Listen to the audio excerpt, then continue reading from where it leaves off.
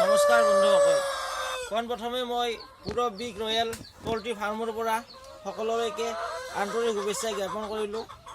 আজি মই আপোনালোকক আড়াইয়াৰ মুৰ্গীক কোন সময়ত কি দানা খুৱাব লাগে এই সম্পৰ্কে কিছুমান কথা ক'বলৈ ওলাইছোঁ। বহুতে মোক সুধি আছে যে দাদা কি দানা খুৱাম, কিমান বয়সৰ ইহঁতক কি দানা খুৱাম। গতিকে আজি মই এই সম্পৰ্কে কিছু কথা ক'বলৈ ওলাইছোঁ। আপোনালোকে আড়াইয়াৰ মুৰ্গীক প্ৰথম অৱস্থাৰ পৰাই 20 দিনলৈকে ফ্ৰী ষ্টাৰ্টাৰ দানা খুৱাব আৰু ইহঁতক 20 দিন যেতিয়া পাৰ হৈ যাব তাৰপিছত 2 মাহলৈকে ষ্টাৰ্টাৰ দানা খুৱাব আৰু তাৰপিছত যেতিয়া 2 মাহ পাৰ হ'ব তাৰপিছত ইহঁতক ফিনিচাৰ দানাটো খুৱাব আৰু যেতিয়া ইহঁতৰ 3 মাহ হ'ব বা 3 মাহ পাৰ হৈ যাব তাৰপিছত আড়াইয়াৰ মুৰ্গীক আপোনালোকে লেয়াৰ দানাটো খুৱাব। আৰু লেয়াৰ দানাটো একেৰাহে যেতিয়ালৈকে ইহঁতে কণী পাৰিয়ে থাকে তেতিয়ালৈকে লেয়াৰ দানাই খুৱাই থাকিব, বেলেগ দানা খুৱাব নালাগে।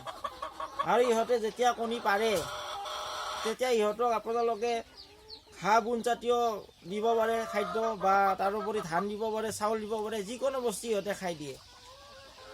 এনেকুৱা কৰিলে ইহঁতৰ দানাৰ পৰিমাণ বহুত কমি যায়, তেতিয়া আপোনালোকৰ খৰচাও বহুত পৰিমাণে কমি যাব, ৰাহি হ'ব। গতিকে আজি বিশেষকৈ নকওঁ, নেক্সট আৰু এটা ভিডিঅ' আপলোড কৰিম আৰু সেই ভিডিঅ'টোত মই কোন বয়সত কি ভিটামিন খুৱাব লাগে বা কেনেকুৱা ভেকচিনাইজ কৰিব লাগে সকলোবিলাক কথা ক'ম। আশা কৰোঁ ভিডিঅ'টো চাই যদি আপোনালোকে ভাল পাইছে নিশ্চয় লাইক কৰিব, শ্বেয়াৰ কৰিব আৰু ছাবস্ক্ৰাইব কৰিব নাপাহৰিব।